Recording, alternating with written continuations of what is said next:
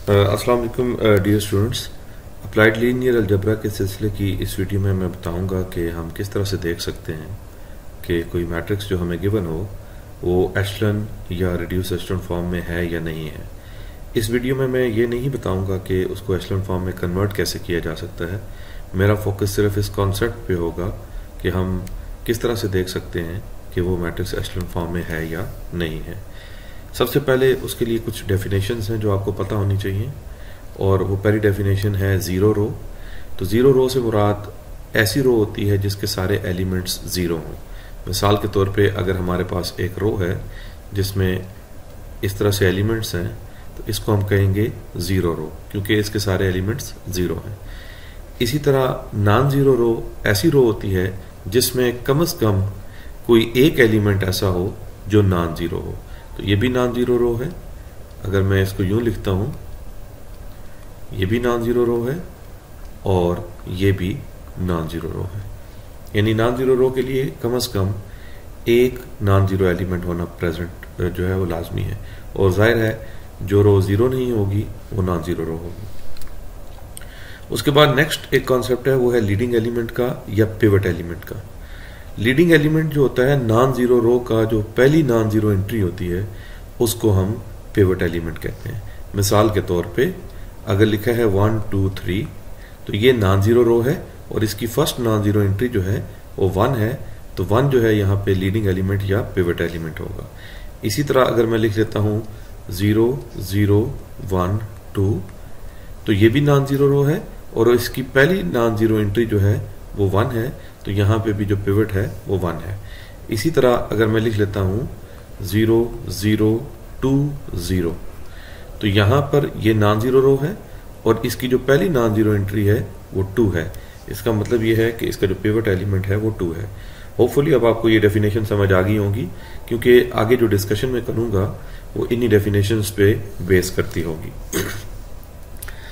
अब हमारे पास जो पहली चीज़ है वो है कि हमने किस तरह से देखना है कि एक मैट्रिक्स रो एशलन फॉर्म में है या नहीं है।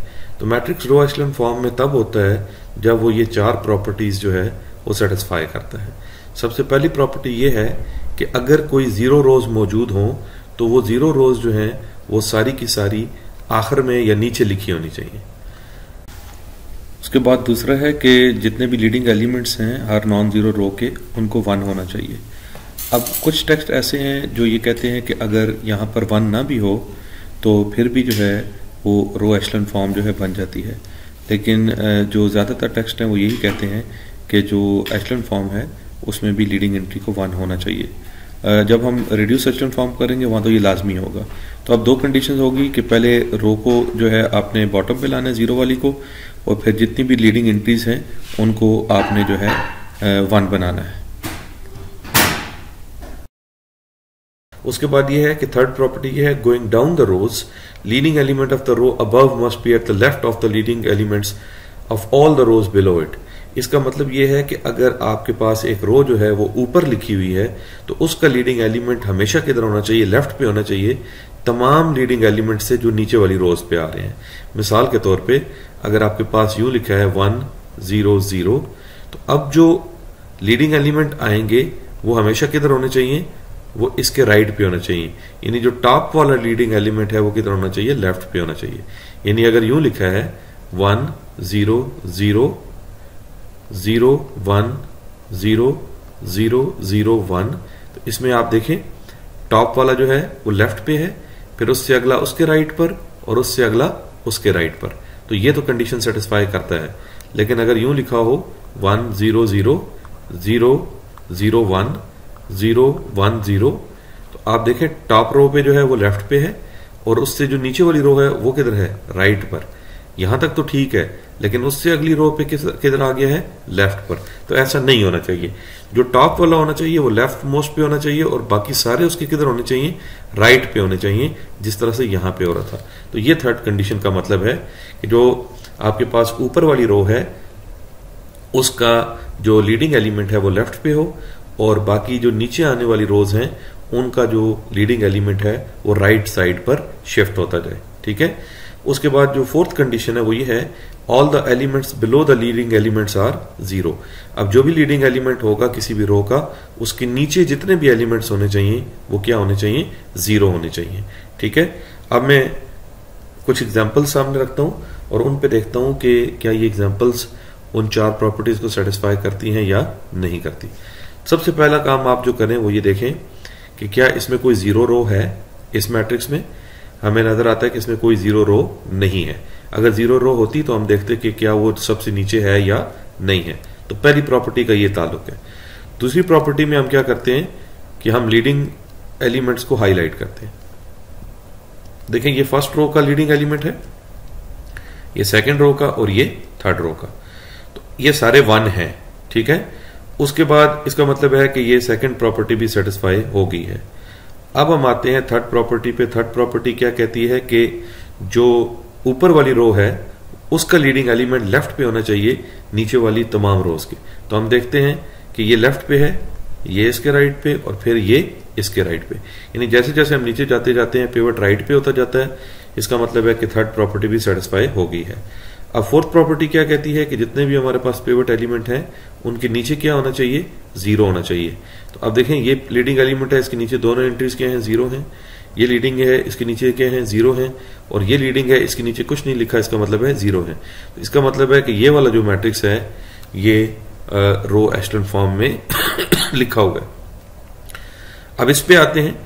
तो पहली प्रॉपर्टी क्या है कि zeros should be at the bottom, तो वो तो बिल्कुल ठीक है, पहली प्रॉपर्टी ये सेटिस्फाई करता है। सेकंड प्रॉपर्टी हमारे पास क्या है कि लीडिंग एलिमेंट शुड बी 1, तो वो भी ये सेटिस्फाई करता है। लेकिन थर्ड प्रॉपर्टी क्या है कि जो टॉप वाला होना चाहिए वो लेफ्ट मोस्ट पे होना चाहिए। तो अब यहां देखें, टॉप वाला क्या है, राइट पे है और नीचे वाला उसके लेफ्ट पे है, तो ये थर्ड प्रॉपर्टी को सेटिस्फाई नहीं करता, इसलिए ये रिड्यूस ये रो एशेलन फॉर्म में जो है नहीं है। ठीक है, इसी तरह आ जाए इस पे थर्ड वाले पे। तो थर्ड वाले में आप सबसे पहली प्रॉपर्टी देखें, जीरोस, तो जीरोस बॉटम पे हैं, बिल्कुल ठीक है। उसके बाद लीडिंग 1 देखें, तो लीडिंग एंट्रीज हमारे पास ये हैं, तो लीडिंग एंट्री 1 बनी हुई है, ठीक है। उसके बाद थर्ड प्रॉपर्टी देखें कि जो टॉप वाला है वो लेफ्ट पे है और जो इससे नीचे है वो राइट पे है, ये भी बिल्कुल ठीक है। और फिर फोर्थ ये है कि लीडिंग के नीचे जीरो होना चाहिए, तो ये लीडिंग है, इसके नीचे सारे जीरोज हैं, ये लीडिंग है, इसके नीचे सारे जीरोज हैं, तो इसका मतलब है ये भी रो एशेलन फॉर्म में मौजूद है। उसके बाद हम इस एग्जाम्पल पे आते हैं। इस एग्जाम्पल को अगर आप देखें तो पहली प्रॉपर्टी तो यहां पे अप्लाई नहीं होती क्योंकि कोई जीरो रो यहां पे है नहीं है। दूसरी ये है कि लीडिंग 1 हमारे पास मौजूद है, ठीक है, दूसरी सेटिस्फाई होगी। तीसरी में यह है कि टॉप वाला जो है वो किधर होना चाहिए, लेफ्ट पे, और नीचे सारे राइट पे शिफ्ट होने चाहिए। तो ये तो राइट पे शिफ्ट हो रहा है, लेकिन आप नीचे हैं तो ये राइट पे शिफ्ट नहीं हो रहा बल्कि बिल्कुल उसके नीचे है, तो ये प्रॉपर्टी सेटिस्फाई नहीं होती।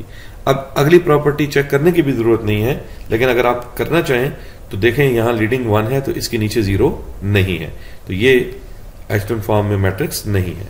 अब हम आते हैं इस मैट्रिक्स पे। तो इस मैट्रिक्स में हमारे पास क्या है कि जीरो रोज जो हैं वो बॉटम में नहीं है, तो ये डायरेक्टली हम लिख सकते हैं कि ये एशेलन फॉर्म में नहीं है। अब हम आते हैं इस मैट्रिक्स पे। जितने भी जीरो मैट्रिक्स होते हैं ये याद रखिएगा कि वो एशेलन फॉर्म में होते हैं। वजह यह है कि इस पे क्योंकि लीडिंग एंट्रीज होती ही नहीं है, तो लीडिंग एंट्री वाली कोई प्रॉपर्टी सेटिस्फाई करने की हमें जरूरत नहीं होती, और फर्स्ट एंट्री जो है वो ऑटोमेटिकली सेटिस्फाई हो जाती है कि जितनी भी जीरो एंट्रीज होती हैं वो इकट्ठी जो है वो बॉटम में ही होती हैं। तो ये याद रखिएगा स्पेशली कि जो नल मैट्रिक्स होते हैं वो एशेलन फॉर्म में होते हैं, और ना सिर्फ एशेलन फॉर्म में होते हैं, आगे जब मैं रिड्यूस एशेलन फॉर्म की प्रॉपर्टीज पढ़ाऊंगा तो वो रिड्यूस एशेलन फॉर्म में भी होते हैं।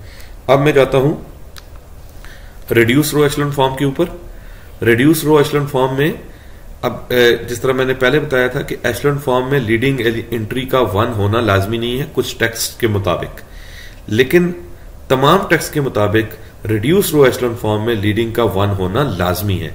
इसलिए मोस्टली जो टेक्स्ट हैं वो अब एशेलन फॉर्म में भी ये लाजमी करार देते हैं कि जो आपके पास लीडिंग एंट्री है वो 1 होनी चाहिए, ठीक है। अब देखें पहली 4 प्रॉपर्टीज बिल्कुल सेम है एशेलन फॉर्म की तरह, लेकिन एक प्रॉपर्टी लास्ट में एक्स्ट्रा है, वो ये है कि पहले हम कहते थे कि लीडिंग एंट्री के नीचे जीरोज होने चाहिए, अब यह है कि लीडिंग एंट्री के ऊपर भी जीरो होने चाहिए उस कॉलम में, बस इतनी सी जो है बात है, ये एक एक्स्ट्रा कंडीशन है। तो अब इसके लिए भी मैंने कुछ एग्जांपल्स लिखी हैं, उन एग्जांपल्स को मैं देखता हूं कि ये रिड्यूस एशेलन फॉर्म में है या नहीं है। पहली प्रॉपर्टी देखें, सेटिस्फाई हो रही है कि जीरो जो है वो बॉटम पे है, जीरो रो जो है।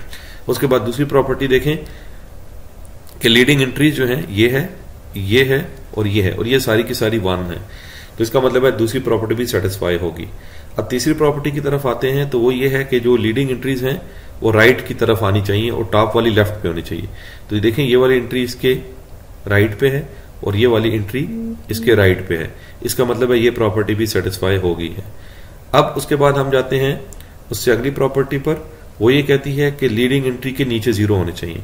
तो ये लीडिंग एंट्री है, इसके नीचे सारे जीरो हैं, ये लीडिंग एंट्री है, इसके नीचे सारे जीरो हैं, ये लीडिंग एंट्री है, इसके नीचे सारे जीरो हैं, तो ये एशेलन फॉर्म में है।